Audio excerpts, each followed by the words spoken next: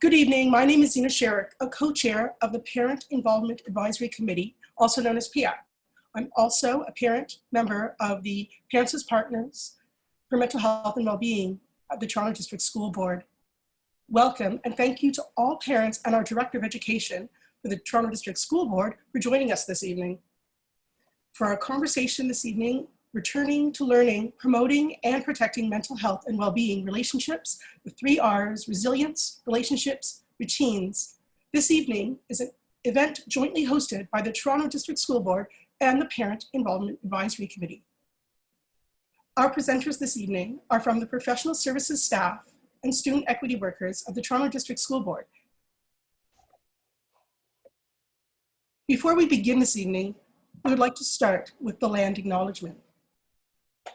We acknowledge that we are hosted on the lands of the Mississaugas of the Anishinaabe, the Haudenosaunee Confederacy, and the Wendat.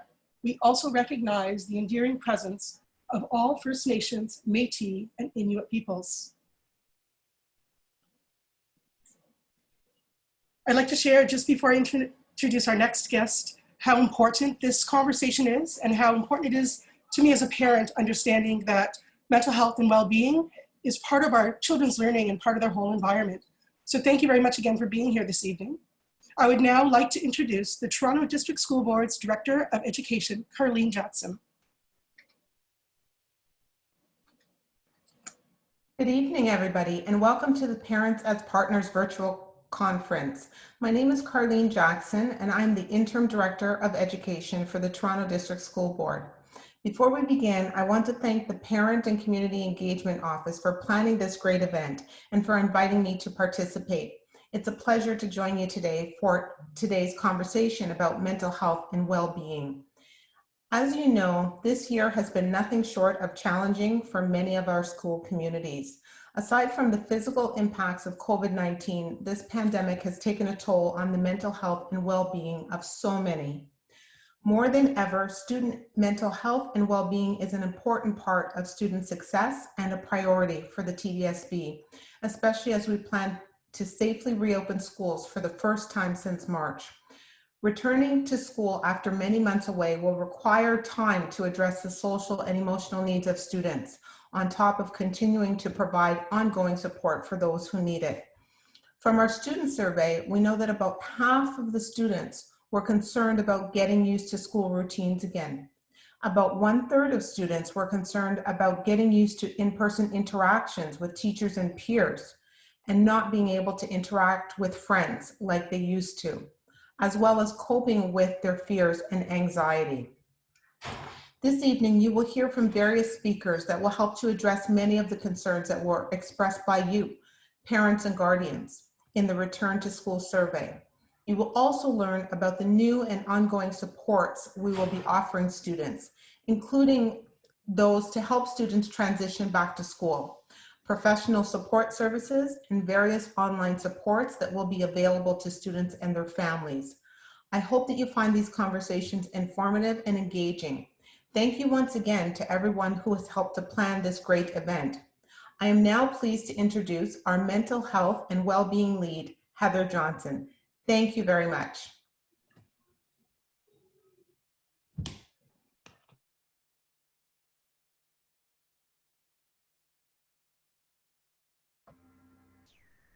Thanks so much, Carleen. That was a great introduction, and we're happy to be here today to really try and share some information that we hope people will find helpful as we continue on this journey. My name is Heather Johnson, and I'm a mental health lead here at the TDSB. I'm Shelley Moretti, and I'm a psychologist here at the TDSB. Good evening, everyone. So joining this evening are members of our TDSB support services. Can you put the next slide, Margaret, please? Joining us this evening are people from social work, psychology, speech and language, occupational and physiotherapy, and child and youth services. We also have our student equity program advisors, some of us joining. The presentation tonight, people have already heard a few times, is called Return to Learning, What's Next? And we're hoping to really look at how we can promote and protect mental health and well-being at this time. The three areas that we're going to talk about are resilience, relationships, and routines. After the presentations, we'll offer you an opportunity to join a breakout group, and I believe that people were able to sign up for those as they joined in, so we can engage in a smaller group discussion. And the groups are kindergarten to grade 3, grade 4 to grade 8. We have a high school group. We have a developmentally delayed and ASD low incidence group. We have a special education group, another group around identity, belonging, and anti-Black racism. And our 7th group is mental health challenges. So if you have students who might be dealing with mental health challenges, it'll give us an opportunity to look at some of the things we've talked about tonight in terms of relationships and resilience and routines from the lens of those particular areas. Next slide, please, Margaret. We have been in a pandemic for almost 6 months, and we're aware that we're living in really uncertain times, and this has created a different degree of challenge for everyone. Uncertainty and concern about the return to learning is a source of great stress for many parents and caregivers. We want to acknowledge how challenging this time has been and how difficult it continues to be, especially as we approach the beginning of a new school year. Parents and caregivers have real concerns about the safety and well-being of their children. Many of us here presenting tonight are also parents, and we understand your worries. Everyone has been working incredibly hard to balance family and work-life obligations and learning from home for our children. It certainly has not been easy, and there is no question that we are all doing the best we can. We appreciate your partnership now more than ever. We want parents and caregivers to know that you are definitely not alone when it comes to helping your children with the return to school or learning in whatever form that may take for you and your children. We are here to help. Our shared vision for supporting students and parents during this time puts the emphasis right where it should be on everyone's mental health and well-being. Next, please, Margaret.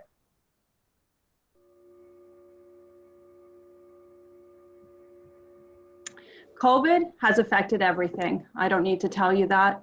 School will not look as it did prior to the period of remote learning. And what we know about this seems to change by the hour. There will be a need for physical distancing, wearing masks. There's going to be changes to recess and lunch routines, and the list goes on and on. And it is possible that there may be a need for future transitions through learning at home as the pandemic evolves. All of this is understandably unsettling for students, parents, families, and staff alike. We need to consider that circumstances have varied for students during the period of school closures. Depending on one's experiences during the pandemic, this transition may either be more or less impactful on people's mental health and well-being. Next slide, please, Margaret. When all of this started, we learned how viruses spread and how to wash our hands like pros. Now we have to learn things about the impact of a pandemic on mental health and well-being. This is new learning for all of us. In the best of times, returning to school after a summer break can be awfully hard. In light of the extended school closure and uncertainty about plans for the return to school and learning, families and students are now faced with extra challenges. Caregivers and children may have many questions, many thoughts, and mixed feelings about the idea of returning to learning in whatever form that takes. Next, please.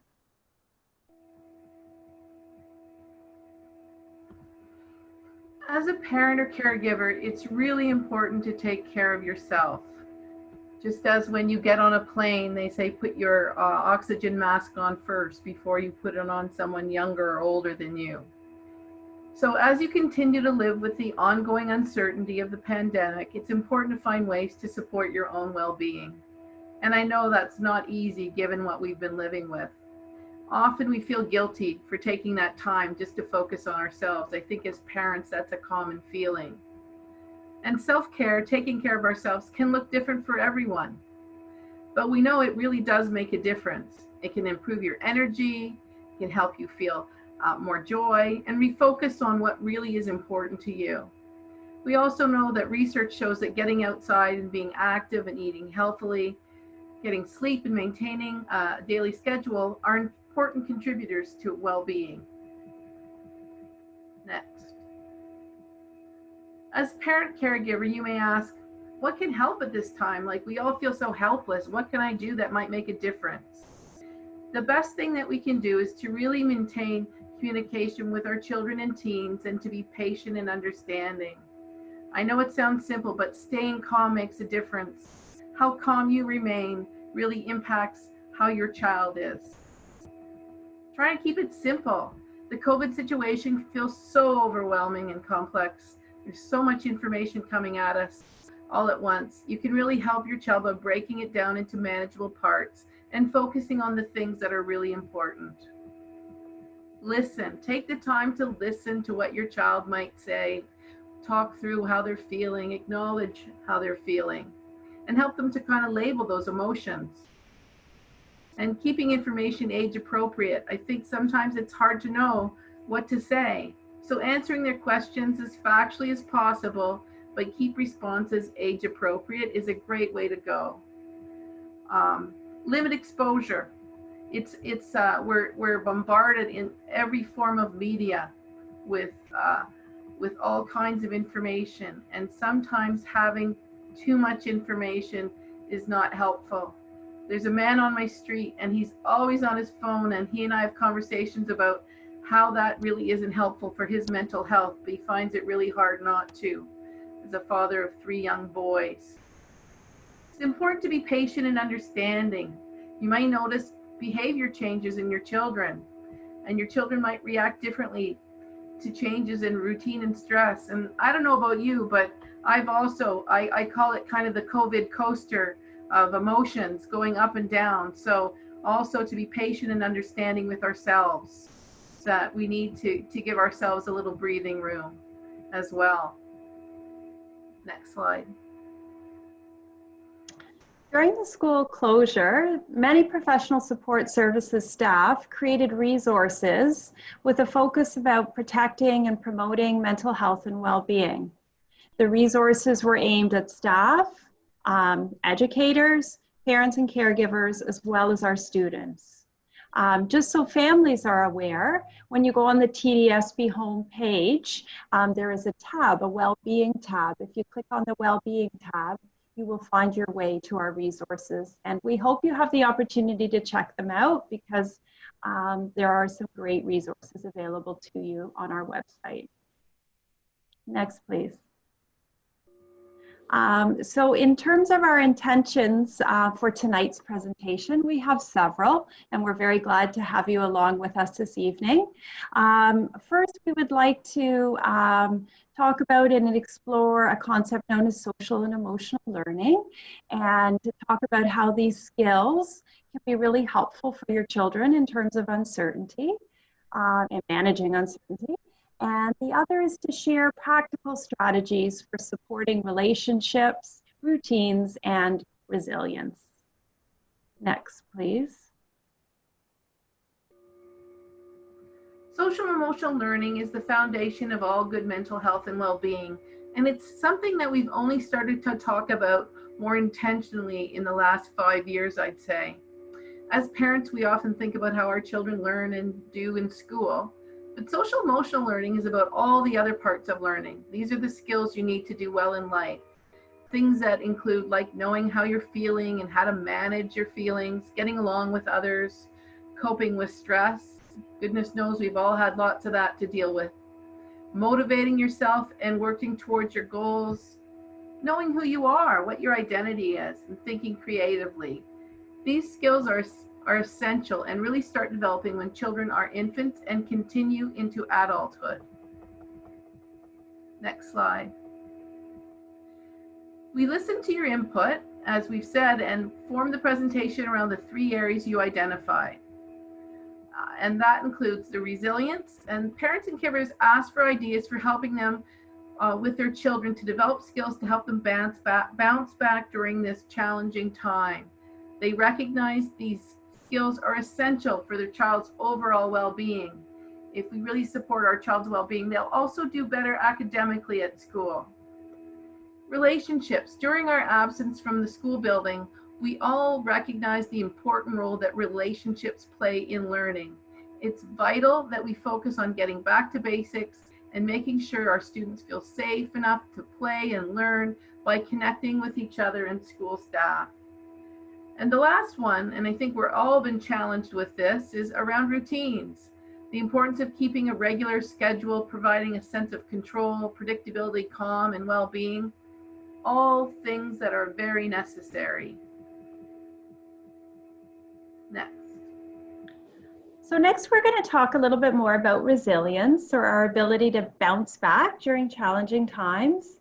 And this includes a focus, as we mentioned, on social and emotional learning. Next.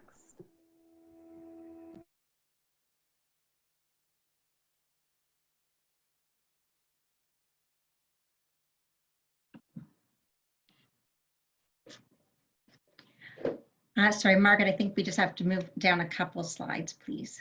Great, perfect, thank you. Hi, I'm Dana Morris, and I'm a member of Psychological Services in the Toronto District School Board.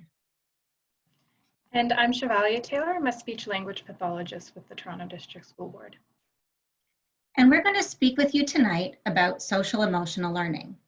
We'd also like to acknowledge Andrea Wiltsey, a wonderful occupational therapist at the school board, for helping us put together this presentation. Thank you, Andrea. In the previous presentation, Heather and Shelley introduced us to the concept of social emotional learning and highlighted how essential it is for good mental health and well-being and for improving resilience. In this presentation, we'll take a look at the core social emotional learning skills, talk about their benefits, and discuss some strategies that you can try at home. Next, please.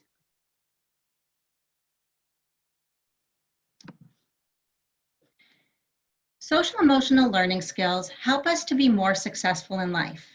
These skills are needed to start and keep friendships, complete tasks, manage our feelings, and stay positive. They help us better understand ourselves, and also help us understand and connect with others. When we're more comfortable with ourselves and less stressed, we deal with problems and challenges in healthier and more effective ways. More than 20 years of research shows that developing social emotional learning skills has long-term and widespread effects. These benefits include improved academic achievement and classroom behavior. There are also many mental health benefits as well, such as better ability to manage stress and depression. Students also show more positive attitudes about themselves, others, and school. Strong social emotional learning skills help us tolerate frustrations, focus better, and feel less lonely. And these effects can still be seen after 18 years and are associated with reduced poverty and police involvement. So as you can see, social emotional learning is beneficial for children and adults at any time, but is particularly important now to give our children the tools they need to manage the current challenges. Next, please. So what exactly is social emotional learning? School Mental Health Ontario has identified 6 key skills, which include identification and management of emotions, stress management and coping, positive motivation and perseverance, healthy relationship skills, self-awareness and sense of identity, and lastly, critical and creative thinking. So we'll now spend some time briefly talking about each of these areas. We'll then provide some strategies for you to try at home to help your children learn to identify and manage their emotions. Strategies to address some of the other skills will be covered in other presentations later this evening. Okay, so the first area is the identification and management of emotions. Even as adults, we are experiencing a range of emotions about returning to learning, and we're sure our children will be feeling many big feelings as well. When children understand the relationship between thoughts, feelings, and actions and can accurately identify emotions in themselves and others, they're better able to express their feelings and regulate their behavior. Next, please.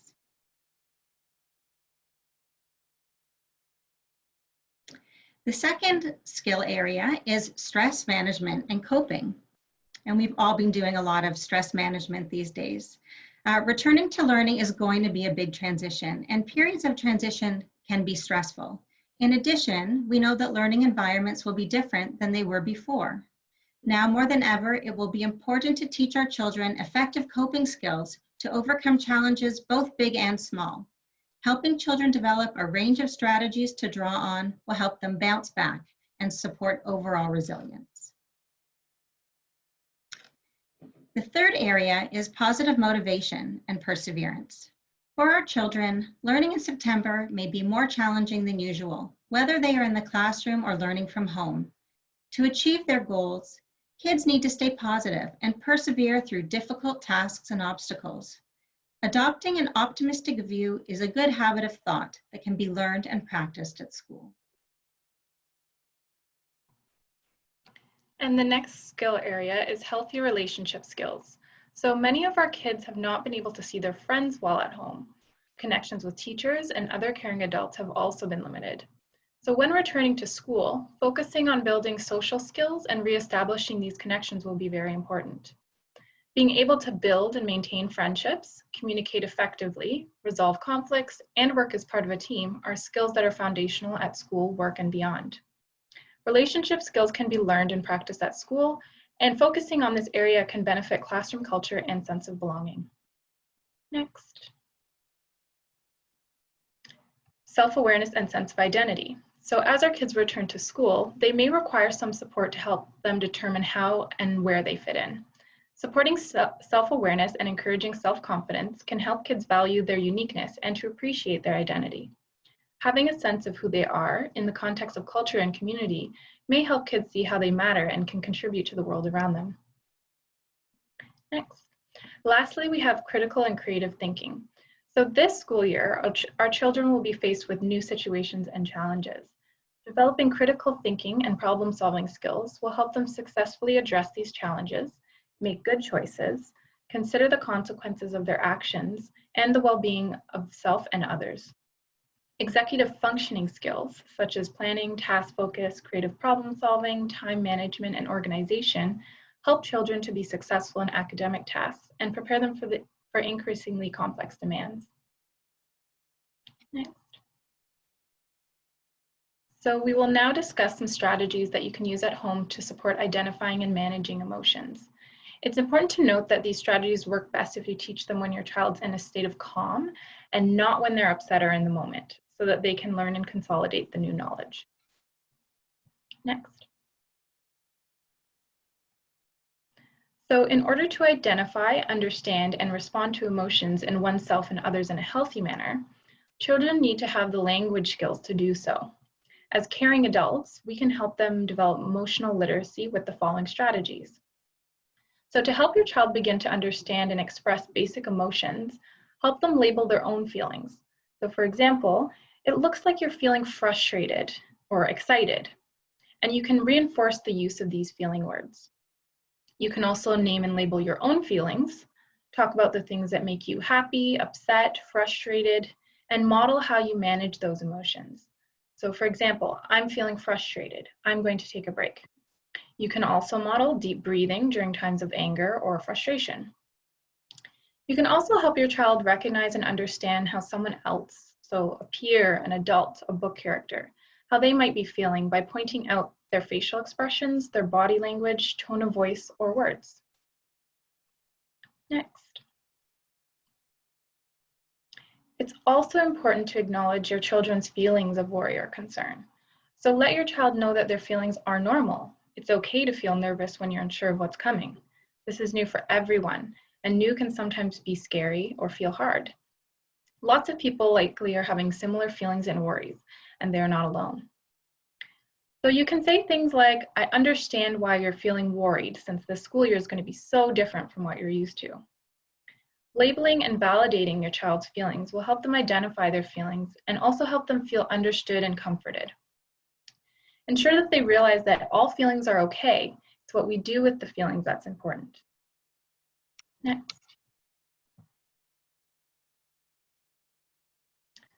There are also some strategies that you can try at home with younger children or those with special needs. So reading books during story time can be a great way to teach emotion words. You can go through the book and pre-teach with your child and help create simple student-friendly definitions. So the storybooks do not actually have to be explicitly about the feelings. For example, the story Franklin in the Dark is not about the feeling words, but the words within the book, such as worried and brave, are rich emotional vocabulary words, and they can be defined in a student-friendly way. And the facial expressions and the visuals in the book can also help to support learning the new vocabulary. I'd also like to point out that there are some additional TDSB resources that were created by the Speech and Language Department with more strategies and ways to support identifying and managing emotions. And that will be provided in a follow-up resource document. Next. And so thank you for listening. The next presentation also relates to developing resilience by finding ways to cope with uncertainty.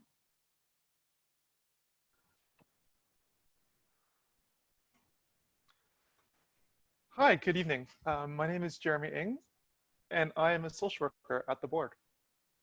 Hi, and I'm also a social worker at the board. My name is Nicole McSweeney, and we will be hosting this section of the presentation. We'd also like to acknowledge that there were many other people who contributed to the information we're presenting. Afshan Siddiqui and Fiona Curry from the Psychological Services Department, Yvonne Wyndham from Speech Language Pathology, and Jocelyn Lay from Physiotherapy. So I know you've probably been hearing a lot of information tonight. Don't feel like you have to get it all right. Don't feel like you have to know everything. We're all doing the best we can. There's no need to make ourselves as parents feel like we aren't doing enough. So if you can just pick even one or two things from this whole night and practice that, that will be great. We're going to offer a few more tips around coping with uncertainty, since pretty much uncertainty is the only thing we're certain about these days. So if both us as adults and as children and our children can learn to cope with some uncertainty, it'll help our mental health and our well-being. We can try to focus on some of the positives and some of the things within our control instead of the negative and things out of our control. Next slide, please.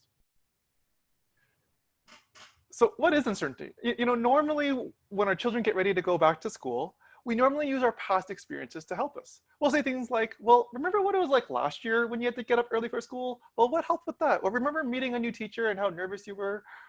What was helpful then? But this year, unfortunately, no one's going to really know what's going to happen because we don't have those past experiences. So it can be helpful to talk with them about uncertainty. And a kid-friendly definition is when you just don't know something will happen for sure. And here's a quote just to illustrate about the unknown and the worries often associated with it. You know, we do not fear the unknown, we fear what we think we know about the unknown. Next slide, please.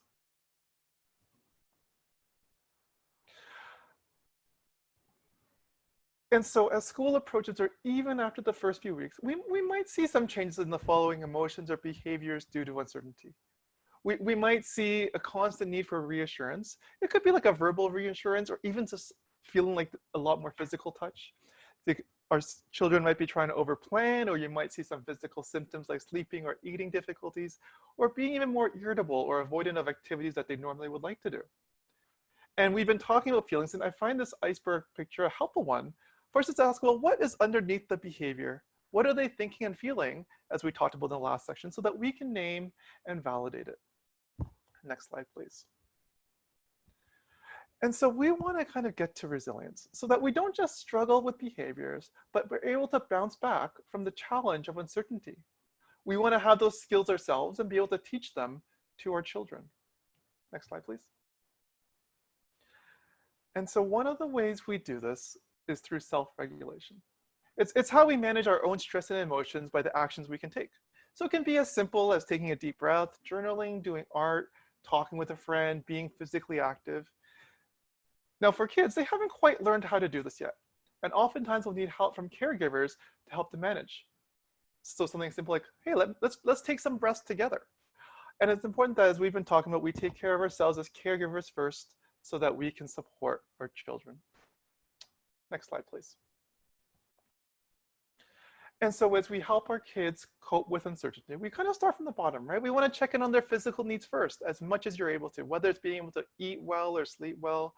And as we move up to love and belong, to being able to be cared for and encouraged, to share their feelings, not being told that what they say or what they're feeling is wrong or being judged for that, but just saying that, hey, we understand. It doesn't excuse their behaviors, but just to know that they are loved in their home.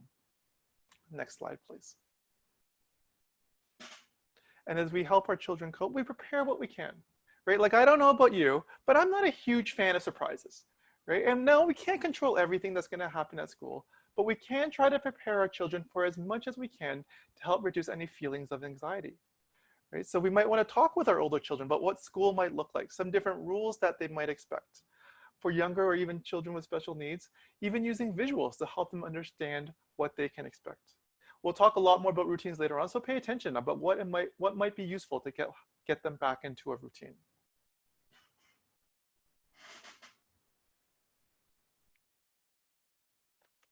Okay, so hi everybody. In addition to identifying, accepting, and validating emotions, trying to understand what might be underneath those emotions, taking care of everyone's basic needs, and preparing for what you can, another strategy to help children cope with uncertainty is to shift their attention to things they can control, positive things in their lives, and focusing on the present moment. So we'll go through each of these three things, and we're going to start with the circles of control. Next slide, please. So we've heard the word uncertainty a lot, and what I'd like to say about uncertainty is what I find is that it's difficult to know what to expect or what is expected of us.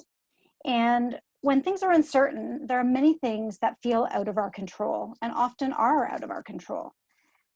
What happens is that this sometimes can lead to increased stress, increased worry, increased anxiety, because when we don't feel in control, what we often do feel is overwhelmed and helpless. So to help address the uncertainty and any feelings of being helpless or out of control, we can try and refocus on the areas we can control and help our kids do the same. So on this slide, you can see in the green circle are things that children and kids do have some control over as they're returning to school.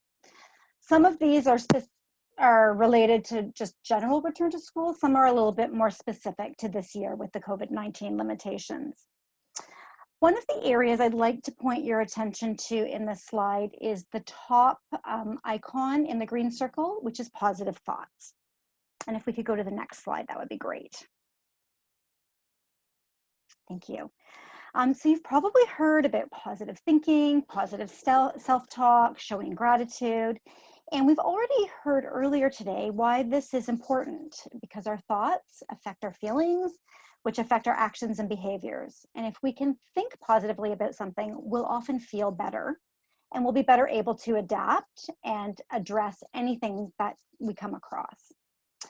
So showing gratitude, it's actually not that difficult to try and incorporate that into your family's life.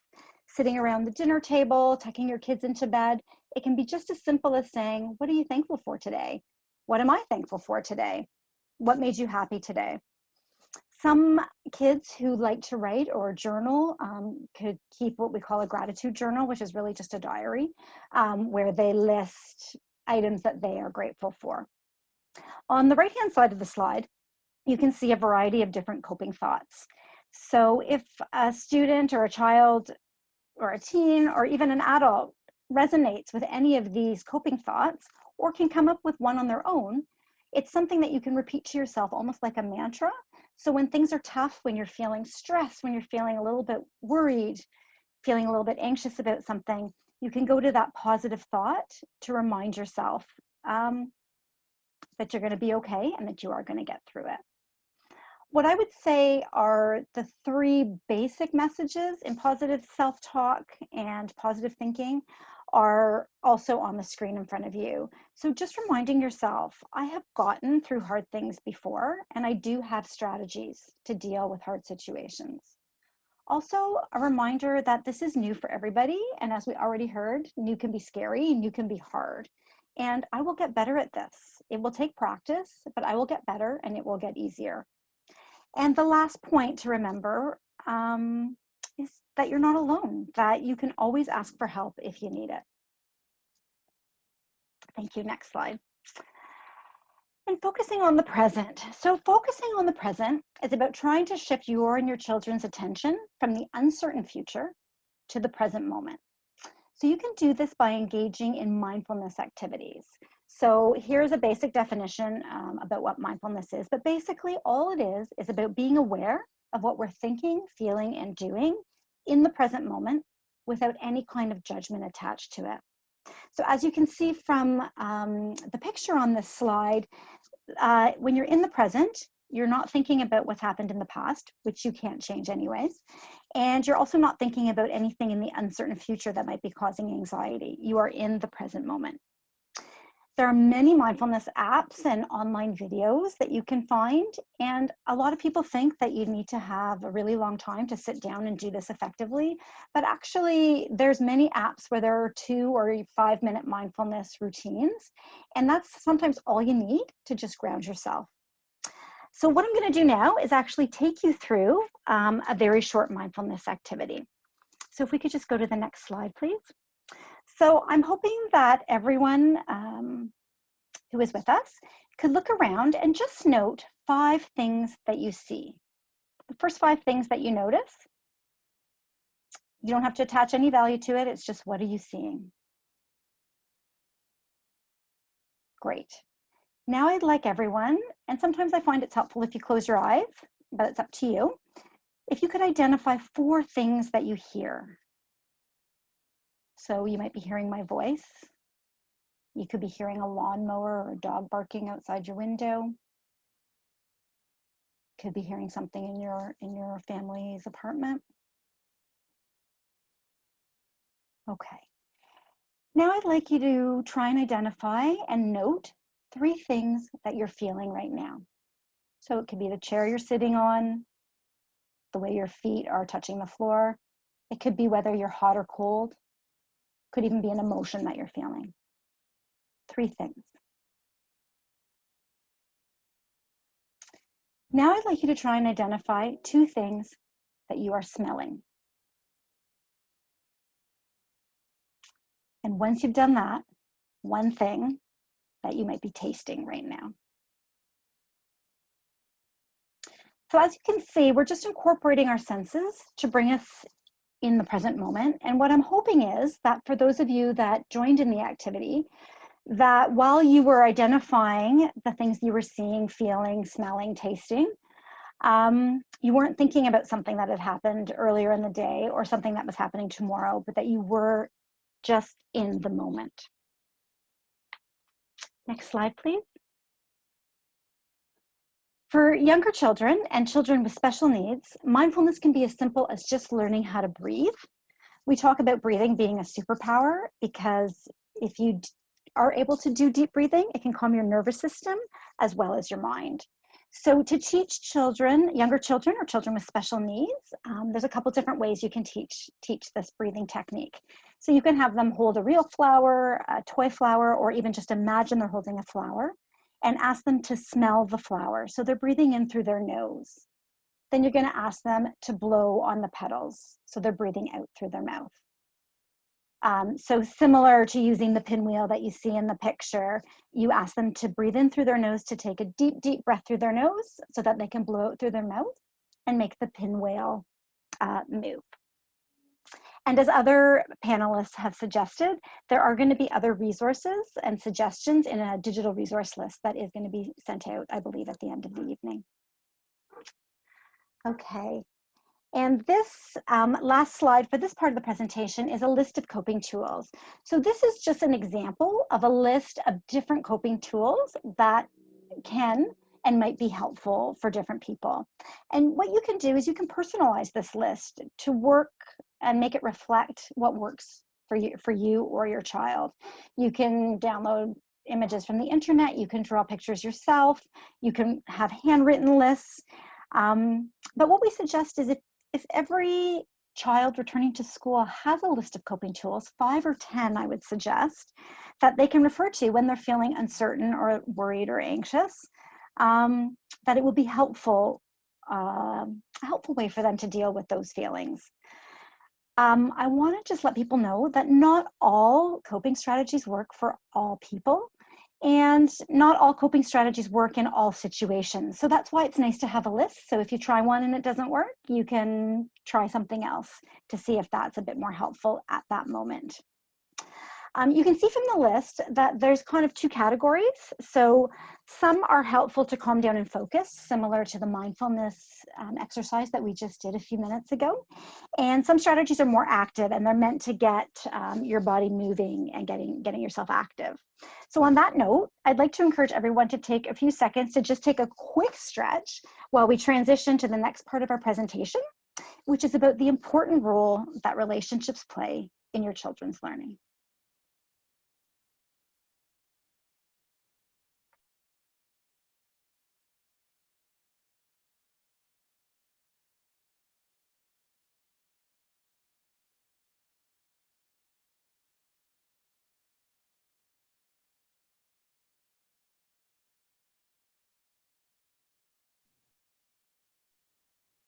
You can go on to the next slide now. Okay, thank you, Nicole and Jeremy. My name is Alana Lowe, and I'm a Student Equity Program Advisor, and I'll be talking a little bit more about relationships. So we'll go to the next slide. Thank you. So relationships and student success have always gone hand in hand, but since the school closures, we realize now how important school relationships are, not just to academic success, but really how important they are just to sense of well-being and belonging. So things like school clubs and extracurricular activities, they affirm identity and connection. Next slide, please. And okay, so we can also skip this one too. Thank you. So common questions we received from parents were on fostering and strengthening relationships during remote learning. So how do you build relationships through remote learning platforms like Google Classroom? And how might you connect with teachers and staff outside of those platforms via email or phone? So before I touch on a few strategies, we can go to the next slide. I think it's really important to just mention how relationships may be impacted by student identity and whether they have a strong sense of belonging or feeling connected to their school or their school community. So we know that students feel included. We know that students that feel included at school, they're more likely to have positive and healthy relationships. And we also know that students that feel excluded, they're more likely to have negative experiences and feel less supported at school. So there are several reasons for why someone feels excluded or has a low sense of belonging. And sometimes it's directly connected to their identities.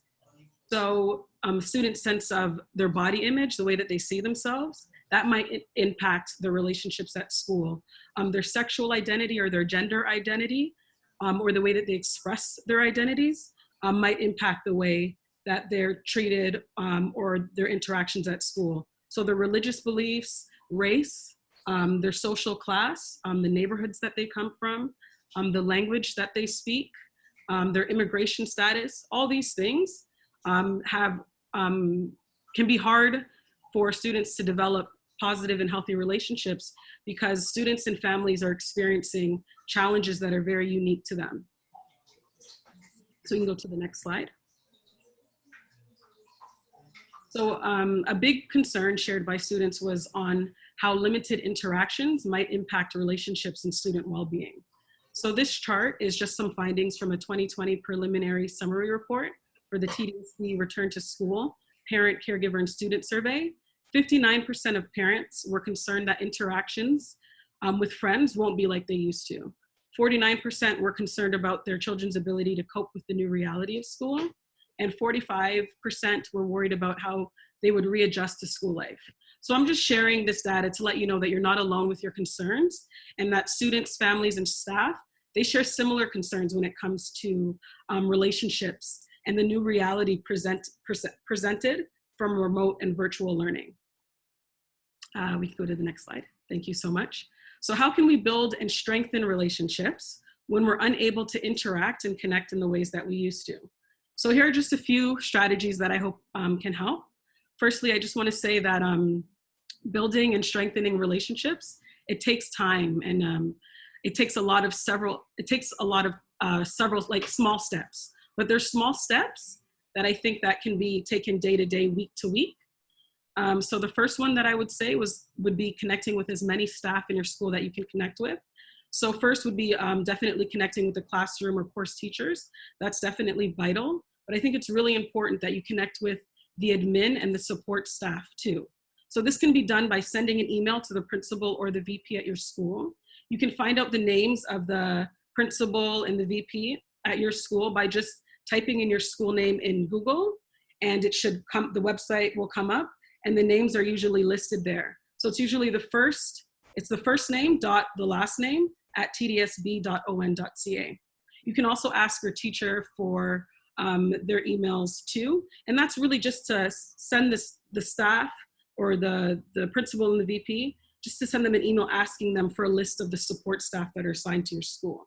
So Jocelyn will be providing more information about what support staff there are available and pretty much how they can support you. So that will be presented later on in the presentation.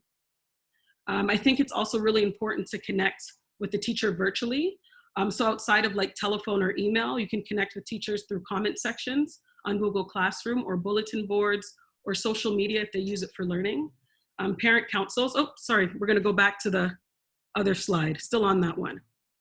Yep, so parent councils and committees, I would highly suggest that you get connected with, and if you have time, get involved in that.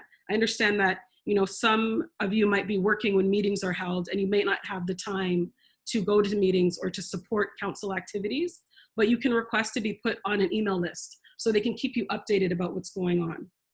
I would also say connect with community organizations in your local community. That's another way to build relationships with the school from outside of the school.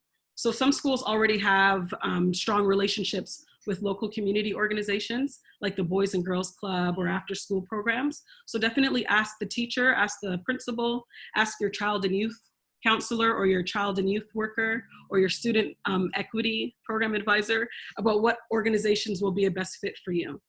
So outside of those tips that I shared, I would also say that it's really important to learn about TDSB policies and procedures, ones that existed before the closures, and also keeping updated with new policies and things that might be put in place now that we're in remote learning. I think it's really important that you as a parent understand your rights as a parent and you understand your child's rights as a student. So you can Google TDSB policies and they'll come up. Just type in TDSB, policies, procedures, all that stuff will come up. There might be a time where you might need to advocate for your child. And I think it's really important that you're supported through that process. So what I would encourage you to connect with support staff if you can, because they can also help you during that time. Student leadership opportunities, they're also a really great way for your child to build positive and supportive relationships at school. So I know with remote learning, many in-class activities will continue to remain on hold, but there will be remote learning opportunities like leadership clubs and equity groups. Those will be offered to students. So please, again, ask teachers and admin about that. And hopefully that might also go out through emails or through regular communication too. So we can go to the next slide. If you need additional support, I would definitely urge you. I think sometimes we're hesitant to reach out to teachers or to the principal or to the VP if we're having an issue or if a problem comes up because we feel like it's not our place. Some parents are very comfortable with that, but parents that might not have strong relationships or connections definitely might experience some challenges or barriers requesting additional support. So I would definitely say start by talking to someone that you're comfortable. And if you're not comfortable or if you don't have any relationships with the teachers or staff in your school, seek out additional support from a leader within your community or community-based organization. So that is it for relationships. The next presentation is about regular routines and organizing your day as another way to provide a sense of well-being. Thanks, Alana. Hi, everyone. My name is Afshan Siddiqui, and I'm a psychologist with the TDSB.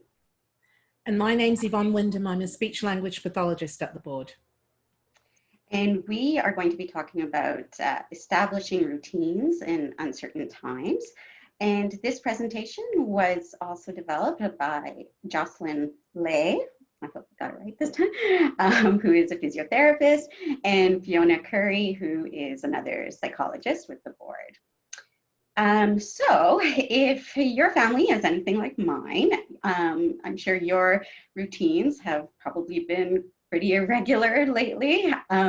Things I think are a little bit better for us now, but initially when this whole school closure and pandemic business started, we were pretty much in our pajamas 24/7 and making a lot of banana bread for some reason. How about you, Yvonne? How have your routines been? Well, I'll take your banana bread and raise you by soda bread too. So I was. Oh, wow, fancy. And our routines definitely are still a little out of whack. Yeah, I totally agree with you. Ours are as well. But I think now that we're going back to school and back to work, it'll be important to try to go back to some of our regular routines as well, because they are important to our mental health. And I think Heather briefly mentioned some of that initially. But especially now with the world feeling a little bit chaotic and out of control, it's nice to have some of that normalcy that routines can give us. So if we go on to our next slide, we have a comic, Calvin and Hobbes comic, that kind of just shows us one of the benefits of having routines. So Calvin has decided initially that he's going to try a different cereal. He's going to change things up and make things exciting for himself. And by the end, he realizes that this new cereal doesn't have the chocolate frosting that he knows and loves. And he decides to go back to what he finds comforting in his regular routine. So why are routines important, Afshan? I mean, why are we even talking about it?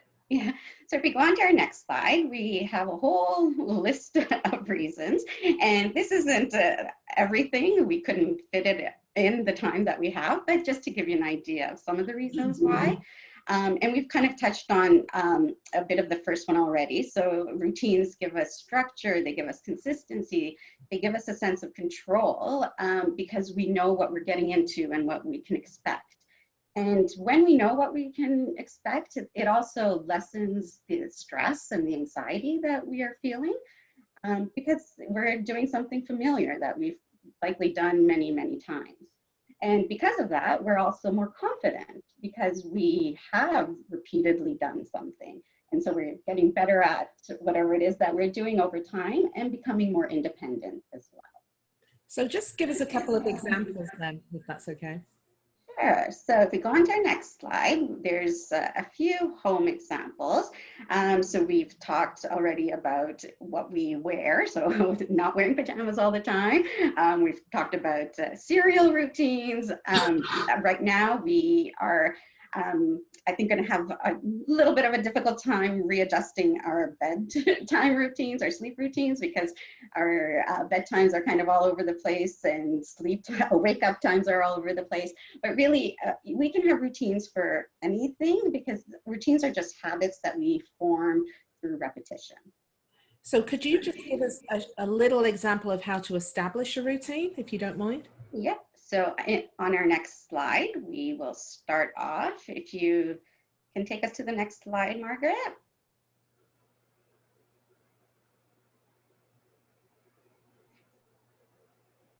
So a lot of these concepts, oh, stop right there. So a lot of these concepts may be familiar to you, but we just wanted to kind of give you a refresher because we are going back to school and back to work for some of us. But if any of these concepts are new and you've learned something, then all the better.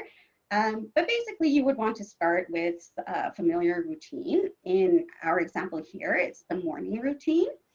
And what you want to do is give your children choices. So Margaret, if you can click one more time. So or actually 2 more times, you would give your children choices. And in this example, if you click once more, we have make your bed or make breakfast. And the choices don't necessarily just have to be the activities that you're asking your children to do. It could also be the timing of when the activities are done. So you can make your bed now, or you can make your bed after breakfast. Okay, so if we click one more time, I just want to remind everyone to incorporate breaks as much as you can into your routines, especially if you're having your children do something quite lengthy in nature or more academic. They do need those little brain breaks to just move and to stretch. And then if we click one more time, we can see that motivators are also really important in a routine, especially when you're first getting them started, because it kind of gives your children the reason or the why they're doing what they're doing, right? So in this situation, it could be things like an easy way to do this is through like a first then kind of strategy, where the first is what you're asking your child to do, and then the then is the motivator. So make your bed, and then you can go to the park, or in this example here, playtime, you can play. I'm usually motivated by chocolate, but you know, I'm sure that yeah, will work for chocolate for me too.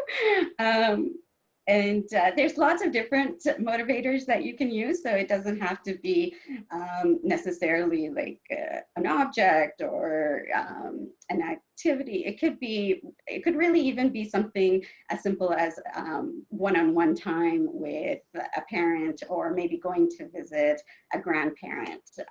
Really, you should maybe just sit down with your children and talk to them to see what would work for them. Okay, so if we can go on to our next slide, we just wanted to give you some ideas of schedules, checklists, and notifications. And if you just click it one more time, we also have some more electronic-based schedules and checklists. And schedules and checklists are a good way of just trying to make our routines more structured and predictable. And there's like I said, a range of schedules and checklists. So it could be really simple and visual, especially for younger kids who may even need pictures of themselves doing the activities to kind of understand what's needed, to more text-based or electronic for older kids. When you're building your routines, make sure that you do include some time for fun or wellness kinds of activities. And remember that some kids may need a little bit of extra support when you're switching between tasks, or what we call transitions, to kind of cue them, to let them know that it's time to move on to something. And so right in the bottom right-hand corner, we have an example of a timer. So just a time timer that goes off to let them know it's time to move on to something new. sounds good. So Yvonne is now going to talk to us about some of the old routines that maybe we've kind of lost track of over time during this period, as well as some very new routines I think our kids will have to deal with. Absolutely. So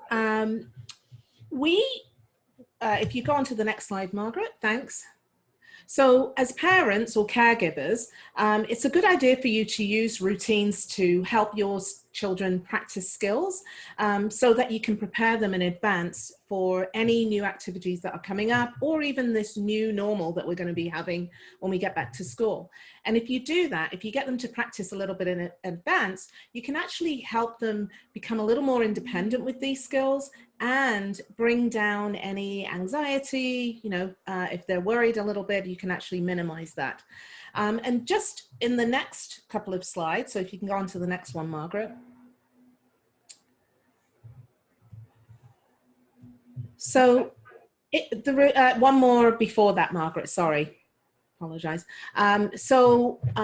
In order to increase that buy-in, it's a good idea that if you're trying to establish a routine for going back to school, have your older child or any age, if you like, if you think they can manage, to sort of be a part of what their schedule should look like, particularly if whether they're going into school physically or whether they are going to be doing more remote learning at home. Have them involved in the discussions. The more input that they have, the more likely they're going to follow the routines and actually keep to the schedule. And for older children who've been sleeping in, Afshan, we've talked about this a lot. How's your teenage boy doing at home? Oh, oh my goodness, like it's record breaking at times. He rolls out of bed when he wants. That's right. I'm always saying that he could, mine anyway, could sleep for Canada and an Olympic medal. So older children that have been sleeping in, just like our kids, they're going to have a much more, their sleep schedule is not going to be that regular. So it's a good idea to try and get them to readjust to a better sleep schedule at least a couple of weeks before when you think school's going to start. I know we've got a date now, but you never know. So even now, starting now to get them to do that is a good idea. And if you can, build in some time before bed, at least an hour before, where you're not going to have any devices at all. Have them unplug, no screens, to help them to promote that kind of sleep cycle that you're trying to get to be more regular. And even calming music or mindfulness, anything like that, deep breathing, to kind of get them going into sleep. And when they wake up, they could do some exercise, not just before bed, better that they do it in the morning, and get some sun exposure as well. You can move on, Margaret. And even for younger kids, it's probably more important to establish a routine, especially if that younger child has special needs. So something as simple as going out, you can practice whatever the routine is of leaving your home and coming back, any kind of trip outside, and set some clear and specific rules. So for instance, you might ask their permission to hold their hand before you cross the road, anything like that. Obviously, in this time that we are in right now, there are going to be new health measures. So even practicing putting on the mask and using the loops around your ears rather than the front, anything like that is good, but keeping the tone light. Not helping, not having our kids become anxious because of what they're hearing in the news or this, that, and the other. So limit that kind of exposure. Move on. And we do have a tip sheet also that I'm going to mention that at the end. Yeah. Okay, and the routines for going back to school or having remote learning, even for older children, if you have the space, it's a good idea to sort of designate that space for their learning, if at all possible, and make sure the materials are organized and no clutter, anything like that. Set clear expectations. You might be working at home as well. Perhaps you have them work at a time when you're free so that if they have any questions, they can ask you, and set goals for the day. So if they have certain tasks, you could do it for the whole morning. Set out what the expectations or the goals would be for that particular portion of the day, or the entire day if you feel your child can manage that. But all the while, make sure you plan frequent breaks to help them to be more productive in the end. We also have, Margaret, you can move on. For younger children, don't forget to get them comfortable if you do end up having a little bit of a space for them. And if they have a device at home, it could be a computer, but some of our special needs children have other devices.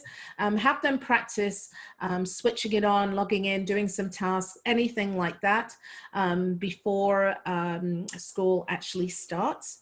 And you might actually, last slide, Margaret, for our bit, you might actually need to use visuals to help with them, with children, so that they can understand what the rules and expectations of work time are. For instance, on this screen, you have one of the visuals on here is a cue card that shows kids what they should be doing when you're on the phone or if you're on the computer as a parent or the adult in the house. I know that Ashan and we spoke very fast. So Because we don't expect you to have a photographic memory or remember everything that we've said, we do have most of what we've talked about, especially the last few slides with the visuals and different tips and strategies for establishing routine, in a digital tip sheet, which you will get access to. So you'll have access to all of our information. In fact, the whole presentation will have some sort of link in that digital piece. And then the final part of our presentation by our colleagues, so you can move on, Margaret, and click one more time. The final part of our presentation by our colleagues is going to give a brief overview of our professions to the school board and how you can access our services in the TDSB, as well as community resources. Thank you, Yvonne and Afshan. Good evening, everyone. My name is Jocelyn Lay. I'm a physiotherapist with Occupational and Physiotherapy Services at the TDSB, and I'm going to be presenting this last part of our presentation. I wanted to thank you two other individuals who contributed to this presentation, who are Annette Grassi, who's a social worker with the board, and Shelley Moretti, who's a psychologist with the board. So with respect to mental health and well-being resources and steps to accessing supports in your child's school and the community, I will give us a quick summary on that. Next slide, please. So here's a list of the professional support staff that are in your child's school in the various disciplines that are available to your children's school teams for support. So starting with social work and attendance services. So social workers provide support to children, their families, and school teams around issues of mental health and well-being. And these services include crisis intervention, individual or group counseling, as well as helping to connect families with supports within the TDSB and the community, and providing support to children and their families in dealing with school attendance issues. Our psychological services, those associates possess specialized training in child development, learning, and mental health and well-being. And in collaboration with families and school teams, they support mental health and well-being by conducting comprehensive psychoeducational assessments, providing individual and group counseling, consulting with schools, classrooms, and families, as well as collaborating with community agencies to coordinate and link supports.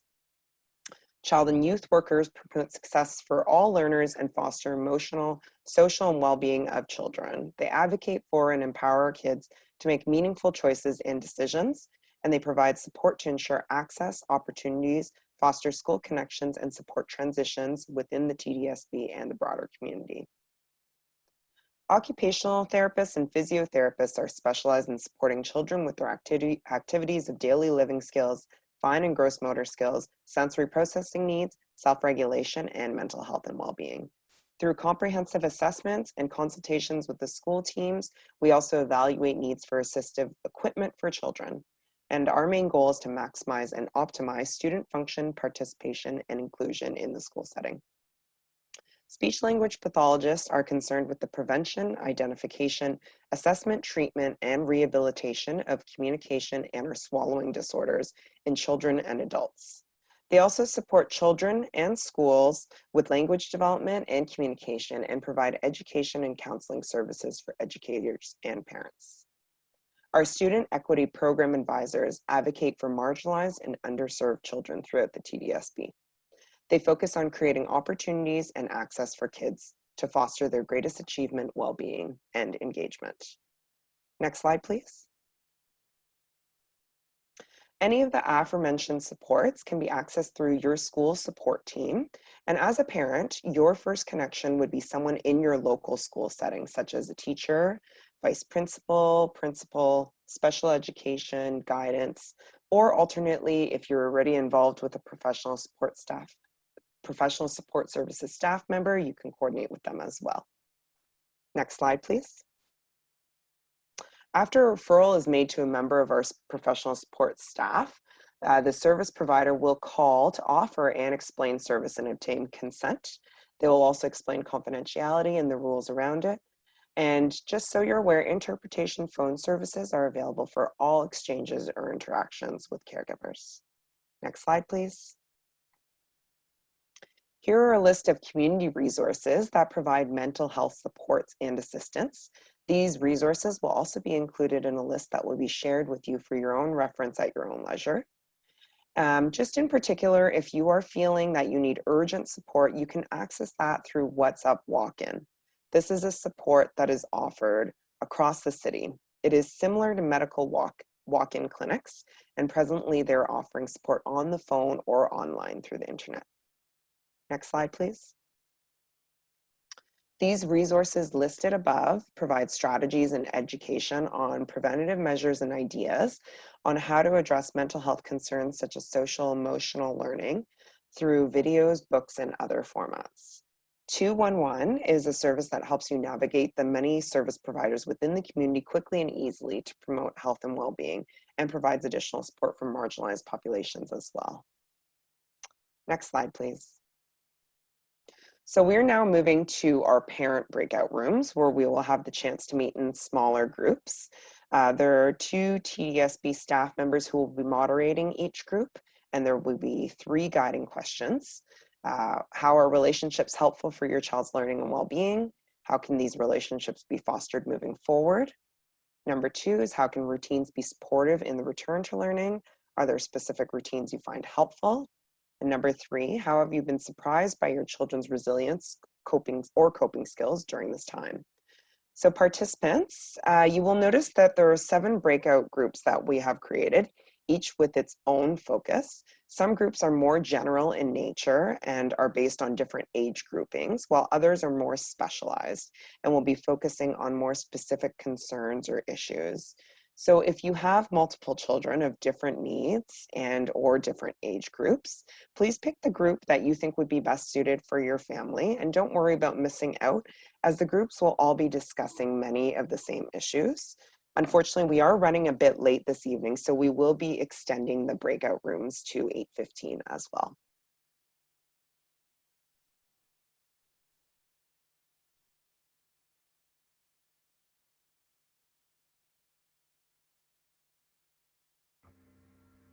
I think Zena was gonna say something at this point. Zena?